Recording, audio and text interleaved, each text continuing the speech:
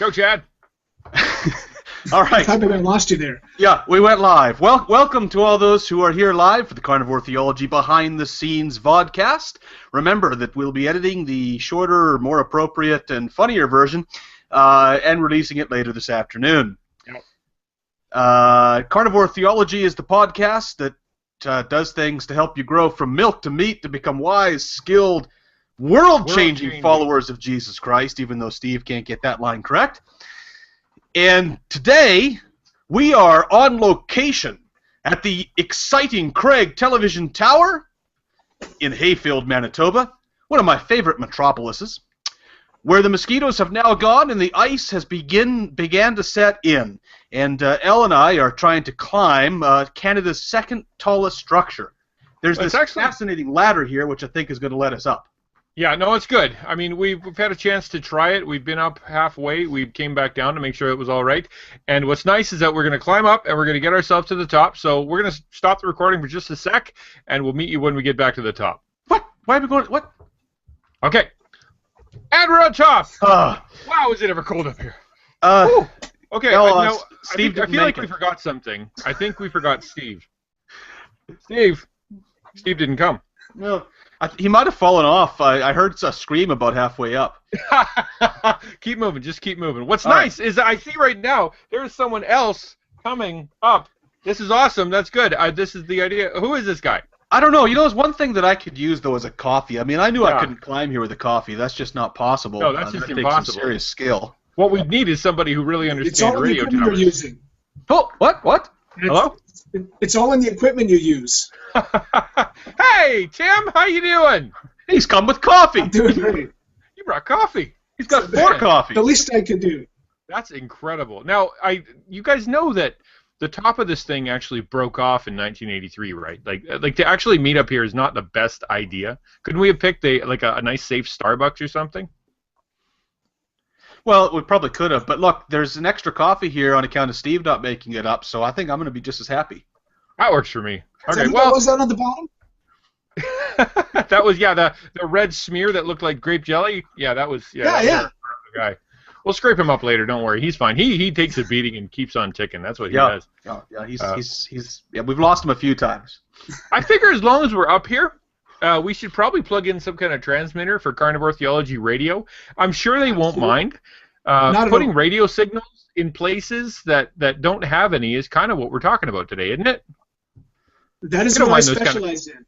Yeah, in the Canadian government, they don't mind. You just throw a radio station in there, throw a tower up, an antenna, broadcast. From this height, we can probably reach Winnipeg.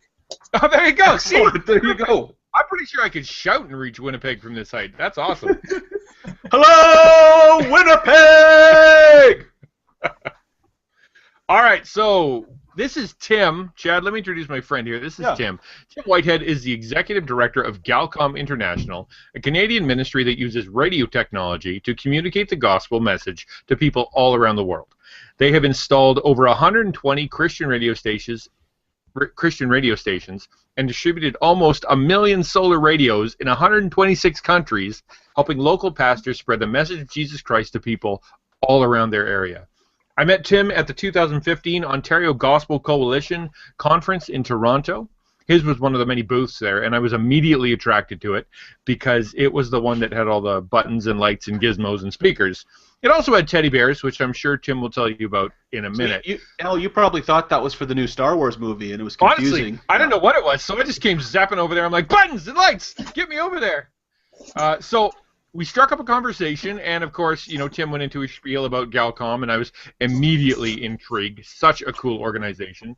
On the poster behind him, he had this picture of a little girl getting a radio that was dropped from a plane via parachute.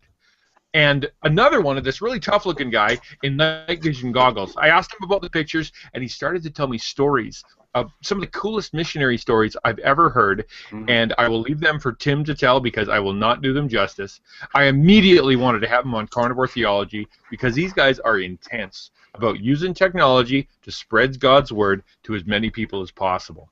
And I wanted to have him on here. So I'm super excited to be talking to you, Tim. I'm glad you were able to make it up here. Thank you for bringing the coffee. But first... Yeah, now, Al, this is one of your friends. And so, as usual, there's an extra level of screening that's going to have to come into play here. Yeah.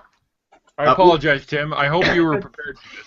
Yeah, Tim, I'm also, talking about extreme, I was also prepared to base jump off of this thing to get back down on the ground. Oh, that's how we do get off at the end. Yeah, but we're not quite there yet. Okay, not yet? I'm a little afraid of heights, actually. The first thing we have to do is to introduce you to a little something that we like to call the meat grinder. The meat grinder. That's where the sound effect goes in. It's a sound effect goes. It's very nice. All right. Welcome to the meat grinder. This is a biblical knowledge and personal integrity examination that more or less supplants what we find in the weak sauce qualifications of Timothy chapter 2. To see if you are worthy to speak as an authority to the Carnivore Theology audience, you will be asked a series of questions of your personal beliefs. These are things that Carnivore Theology finds important and will serve as a dissection of your integrity and theology. There are a couple of simple rules. You must answer the first thing that comes to mind immediately and honestly. Indecisiveness will be seen as a weakness, and as usual, you will be judged. Man, are you ready? I'm ready for the meat grinder. All right. We're going to just ask you a simple couple of questions, fire out your answers, and then we have a fancy machine that tabulates whether you're qualified. All right. I'm going to give you 3 names. You're going to give me an answer. You ready? Yes. Luther, Calvin, or L. Ron Hubbard? Luther. Yeah, okay. Yeah. Beard? Well, you're a missionary. You don't have that kind of choice, right? Well, yeah, I understand. Yeah. Less tulip, more clover. All right. This is a very important one now. Deep theology here. Yeah. Beard or no beard? Oh, beard. Yes. Oh, I like this guy already, Al. Wine or Welch's in communion? I'm Welch's. Okay, yeah, that's respectable. Perhaps the most important of all questions. Will there be bacon in heaven? Yes, and also in the new heaven and new earth. Ooh. Excellent. Bonus points. I like that. Okay, you can't use the Bible because that's the given. Apart from that, if you were going to be trapped on a deserted island, what one other book would you take? How long am I on this island for? Forever. For the rest of your natural life. War and Peace. Oh, there you go. You might actually get through it then. Yeah, exactly. Or at least he'd have enough paper to start fires with for the rest of his life. All right, number 6. Oh, other sorts of good uses. Yes. Number 6. Ketchup on a hot dog. Yes or evil? No to hot dogs. Amen. Yeah. Your favorite ice cream flavor? Made of? Ice cream flavor. Hawberry. Hawberry. Okay. You gotta go to the Manitoulin Island. What? Okay, hawberry. What's that made of? Yeah. Don't say hawberry. It's a hawberry. It is actually. You gotta go to the Manitoulin Island. Only Farquhar's Dairy on the Manitoulin Island. Well, oh, wow. All right. We'll have to go there for the next episode. Back to communion. What do you think is best, leaven, unleavened, or gluten-free? Oh. I'll go gluten-free for honor my daughter. Oh, there you go. Awesome. All right. I'm very practical in my theology. Very pragmatic. Here's a very difficult one. We have seen people stumble over this question time and time again. Batman or Iron Man? Wolverine. He was a Christian. All right. Amen. Eternal life, right? You went sideways on it. All right. Good for him. And the final question, okay. Personalized to our guest. Which do you prefer, the AM or PM band? FM band. The AM or FM band? Fail. Mission fail. Try that again, Chad. All right. Which do you prefer, the AM or FM band? FM. Frequency modulated. FM. I didn't think you would be an FM guy. Well, that's what we specialize in. Because of the reach of AM, I thought you'd be an AM guy. Yeah. Interesting. But well, you know what? Honestly, FM because you can do it with solar, lower electricity costs, less power. Oh, all right, cool. Okay, we got to stick it through the tabulator. We got to see. I have a good feeling about this guy. We should be all right. Yeah. Well, you like beards, so that's huge. Well, ever since I got the invite, I've been growing. I haven't shaved yet. You know, since I got the invite. So I like to hear. And it's only been 18 months, right? Yeah, exactly. He made it through! Yeah! All right, good. Whew! I don't get pushed off the tower? Nope, not pushing you off the tower. You'll be all right. All right. All right, so Tim, I'd love to jump straight into some of these awesome stories, but I don't want to do that yet. Can you just tell us a bit about GALCOM's mission and their purpose first? All right. The best way I can describe it, Jesus said to everybody when he was speaking back, and I think it was Matthew, he said, the harvest is plentiful, but the workers are few. So pray the Lord of the harvest send forth workers. The problem is there's fewer and fewer missionaries, even in the last 20 years. Fewer and fewer people are going to the mission field. But technology is advancing. So just like people aren't harvesting with sickles and bringing in the sheaves anymore, we're using some pretty high-tech tractors. So one person now can do the work of 100. Why aren't we doing it in missions? That's where GALCOM comes in. We take the few missionaries that are out there, build the radio station, so now they can reach, instead of 1 or 2 people at a time, they're reaching thousands of people daily in the local language, contextualized, culturally sensitive, and then we come alongside with the little solar-powered radios, audio Bibles. The missionary can hand them out house by house, village by village, and when they're long gone to the next village, people are still hearing the message of the gospel. So we're multiplying the impact of a missionary. We're giving them tools to expand their reach, multiply their impact. That's what we're all about. We partner with hundreds, 500-600 different agencies and missionaries around the world. That's awesome. That was actually one of the coolest things to me, was your commitment to making these really good radios and audio Bibles that just stand up to taking a beating, and that you can get across the border, that you can add a chip to later, because you can't just bring a Bible into some places, so you add a chip later. You guys are literally inventing radios, aren't you? Tell us a bit more about these radios. Okay, so they're first of all, I should mention they're fixed tuned as well. We want people exclusively to hear the gospel. We know people don't have spiritual appetites when they first hear it. They're questioning it. So we give the station to the missionary, and then the radio itself can only get that one station. Right. And that's it. So it's locked on. The solar panel is big enough that it can power the radio long after the rechargeable batteries inside die and won't take a charge, 5-8 years from now. They come with an audio Bible. You can navigate book, chapter, verse. And we're constantly, right now we're using some AA batteries. We're going to put some lithium batteries in because they're getting better and better. We're making ones that, like you said, you can take the little SD card out, same like in your phone, so the missionary can get them in blank, tell the customs official, they're just MP3 players. Put the Bible on later so there's not as much danger, kind of that Brother Andrew kind of work. And that's what we're doing. We've got all sorts of different models and shapes and sizes for different contexts. My favorite one, I think, was the teddy bear. I think that was about the coolest story I've ever heard. So can you just tell us a bit more about that teddy bear? Yeah, so it's important to know we didn't come up with it. Everything we do is in partnership, so the local missionary knows best how to present the gospel. So a group over in Cambodia that was working with sex slaves, little 12-year-old girls that had been kidnapped or sold by their parents into the sex trade. They're traumatized. They've been raped repeatedly, and so this mission is going in to rescue them. And psychological studies have shown that a child cuddling a little teddy bear, there's an actual psychological reaction that happens in the brain that provides comfort and soothing and peace. So they said, if we get a little stuffed animal, can we put on custom messages to these girls to bring healing? And that's what we've done. So we have these little teddy bears, elephants, and tigers that we're using for that. And most recently, we gave a whole pile, hundreds and hundreds, out to Syrian refugee children going into refugee camps in Lebanon. That's awesome. Wow. Now, can you give us a little bit more background on how your group actually partners with local pastors and local ministries to set up these radio stations? I mean, you guys are doing some amazing work out there to actually get this technology out there. How do you build a tower? How do you pick your guy? And once you've got your guy, how do you keep him employed or keep him going? Yeah, that actually picking the guy is the hardest. When you ask me, Calvin or Luther, I mean, when you're working in missions, you're looking for evangelicals. So we're not as picky as far as Pentecostal or Reform as much as we, sometimes like I said, more clover than tulip. So we have to do a lot of vetting of who we're working with. And so we belong to all sorts of associations. We belong to a Latin American Broadcast Association. We belong to an African one. We belong to different associations with the EFC and so on, Evangelical Fellowship Canada. They're a bigger umbrella. So when someone contacts us, we can kind of go to that larger group and say, who is this guy? Who's he affiliated with? What is he preaching?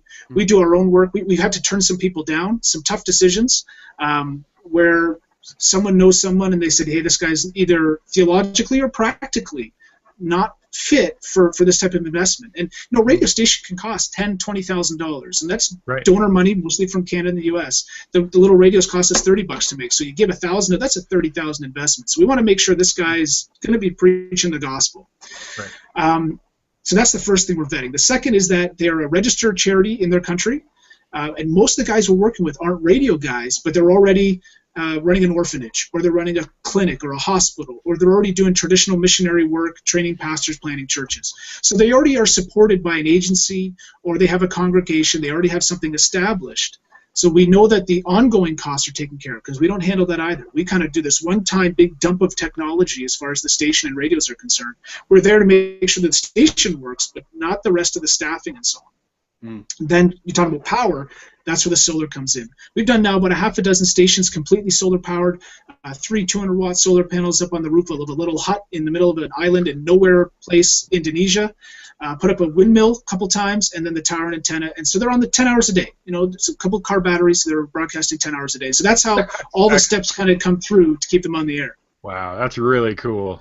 Yeah, it's fun to hear, how some of this stuff comes together, and it's such a unique ministry in that way, with the key of the local partnerships and everything. I'm just kind of curious, Tim, what brought you into this? Where did your passion for this come from?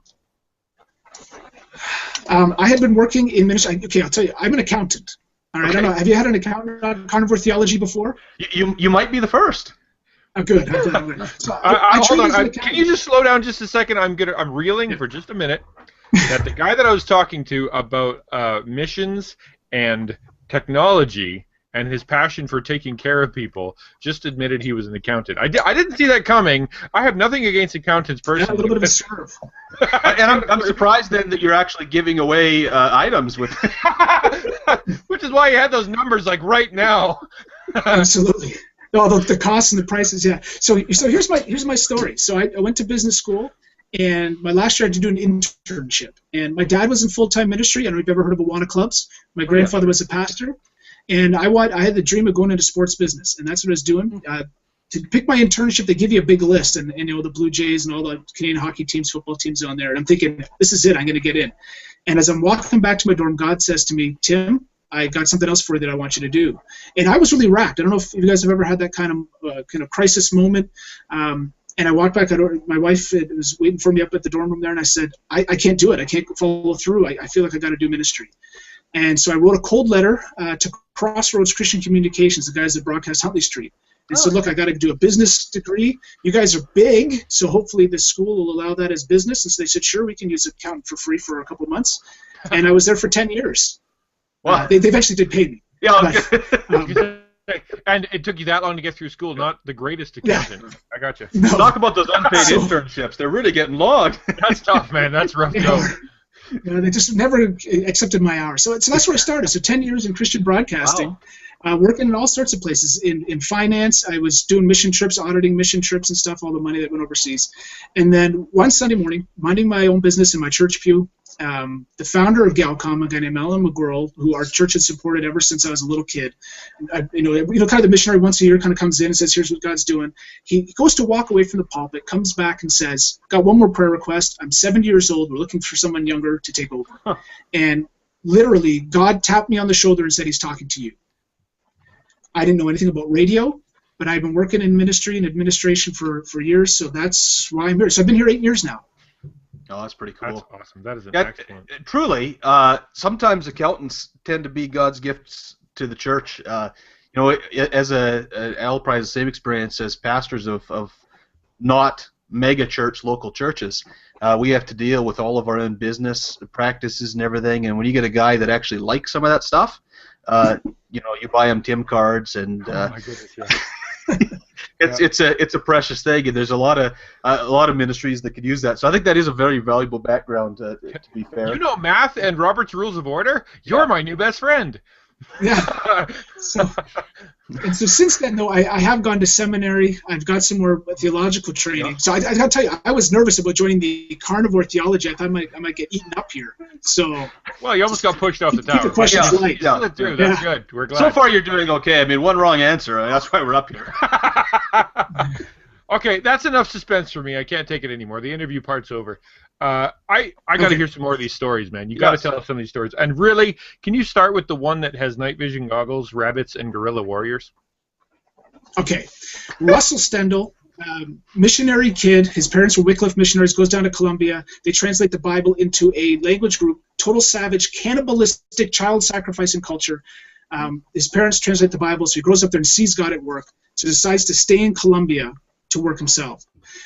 One day, he becomes a pilot in his early 20s, just gets married, gets kidnapped by the Marxist FARC rebel group. 150 days, dragged around the jungle, beaten, tortured, thought he was going to die, never see his daughter, and eventually his family ransoms him. And God does work in him. Instead of wanting revenge, he says, I got to reach out to these guys, getting to know them over the 150 days. They're more captive than I am. They're captive to, the physically, because if they try to leave the FARC rebels, their families will be killed, they'll be hunted down. But spiritually, these guys are bound by Satan and the militant atheism that they're taught, Marxism. So he thinks, how can I reach these guys? God gives him the vision for radio, and in this case, shortwave radio, which can reach an entire country. Actually, you can use shortwave to go around the world. We'll talk technology if we have time. So you can reach the whole country with his radio broadcasts. But then how does he know they're listening? Again, the solar radios, fixed tuned to his broadcast. Well, how does he get them? He goes in the jungle, they'll shoot him. So he thinks, well, I'm a pilot, gets the night vision goggles on, puts little parachutes on the radios, nice, and then would pick up the campfires of these guys, and as he'd fly over the jungle, and when he'd pick up the campfire, drop a couple radios, and take off before they could shoot him. He's got bullet holes in his airplane. This guy is the Indiana Jones of missionaries, all right? Russell Stendhal, get his books, all right? Rescue the Captors 1, 2, and 3. This guy is incredible. So one of these radios, you asked about the rabbit hole, one of these radios falls in the middle of a Marxist FARC rebel camp. And of course, being militant atheists, this guy's sitting here listening to this music about Jesus Cristo, and his commander comes over and says, what do you think you're doing? Grabs it from him and chucks it out into the field. Well, they're really durable. They don't crack or break, and it keeps playing. And so all night long, this thing is just playing. They said the commander's getting driven nuts listening about Jesus. So he says, go out there and destroy that thing, smash it. Well, they couldn't find it. Burn the field down. So they set fire to this field. Burn the field down. Keeps playing. This thing keeps on playing all night long. Next morning, sun comes up. Everyone's kind of cooled off a bit. They're not so crazy. They go out there, and it had fallen down a rabbit hole. So it was echoing out in different places. Nice. The guy finds it, guy brings it back and says, here, I found the radio. And the commander says, you can keep it. And the reason why we know the story is he had told the guy was allowed to go back and find Russell and get more for the rest of the guys. They all wanted more. Wow.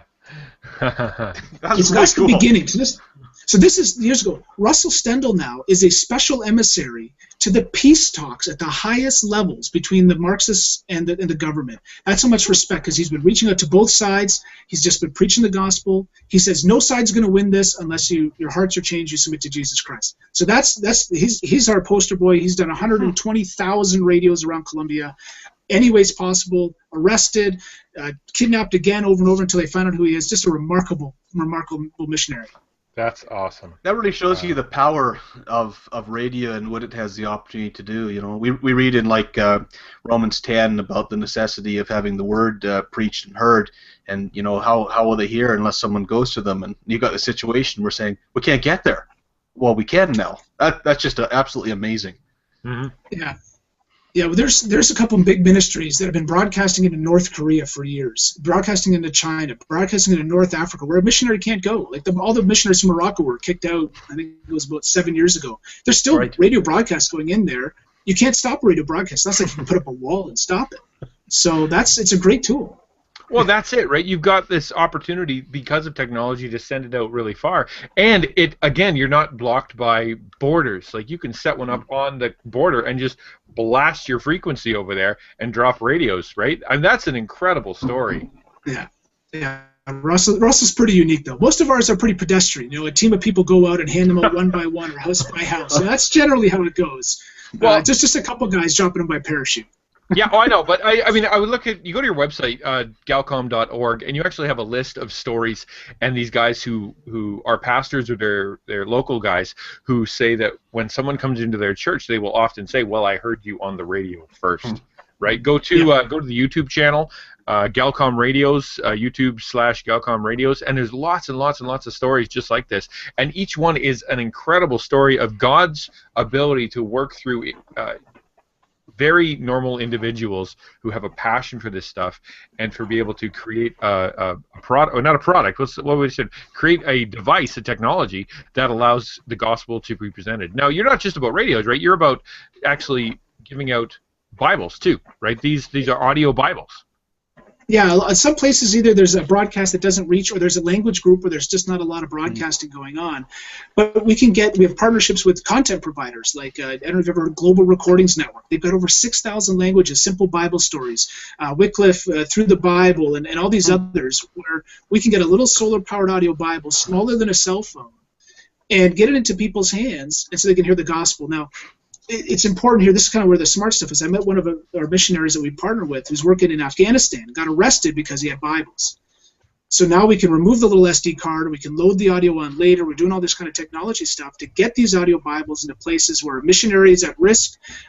Or here's one of my favorite stories. There's a ministry called the Mini Bible College, and they were dealing with all these pastors in Uganda that were non-literate.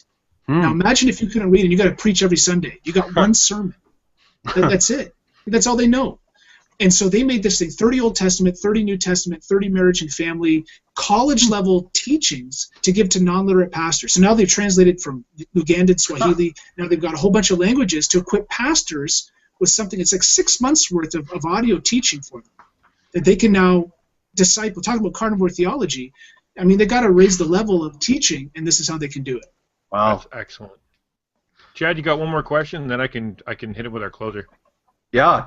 Well, I think that listening to everything that's going on, we'd be curious to know what's today the biggest challenge that you have in this particular ministry? Is it finances? Is it technology? Is it access? What's the biggest hindrance, difficulty you have? I'd be lying if I said something other than money. That's always the one thing that constrains us. We always have more missionaries and pastors overseas begging us for stuff, and we just say, you just got to wait. You got to wait until someone comes on board. But the other issue, and that's the easy answer. The harder issue is there needs to be more missionaries. There just simply aren't enough people in the churches being encouraged to go to the mission field that are being trained in colleges and seminaries for missionary work. Nothing against pastors, but the idea of missions is really really taken not just a backseat, but like we're in the trunk right now. And there's all sorts of reasons. Parents don't want their kids risking their lives. They want them to get a nice pension and a nice job and a comfortable life. People are just they're afraid and so on. So there's all these things, but the command is to go. And just simply we need more people to go as missionaries. Spoken like a true missionary-hearted man. Yeah. It's a major problem. We're seeing some of the I work in some of our denominational office stuff, and we see that there's a challenge in getting people that are willing to go.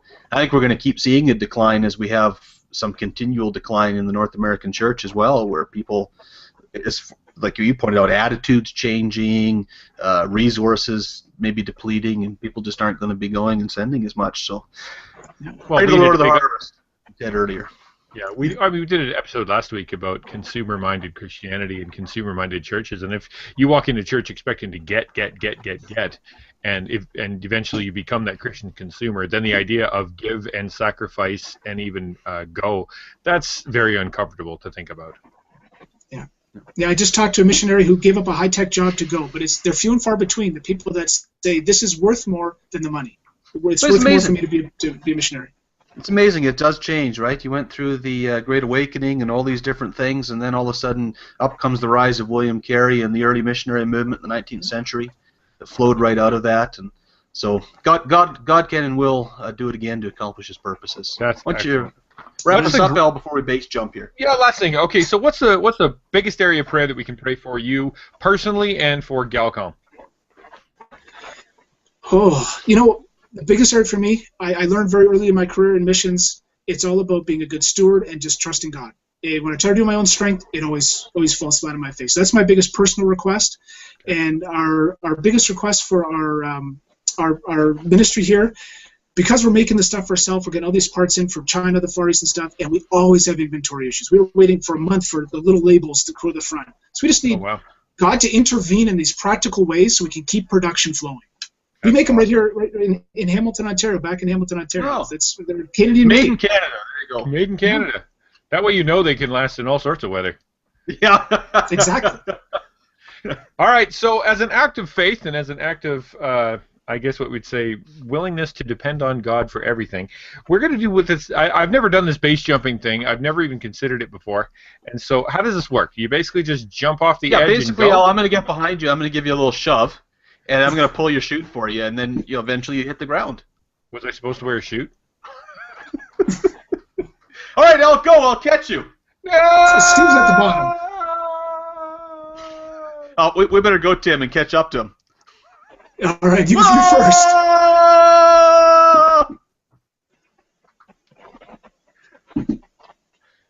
Come on, Tim. You know you can do it. We want to hear you jumping off the edge. And do you want to hear the scream as well? Oh, yeah. Yes. Well, we need the audio.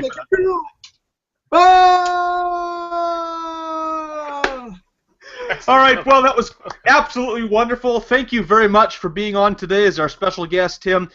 Just so our listeners can hear again, we've mentioned it several times, but your website and easiest contact is?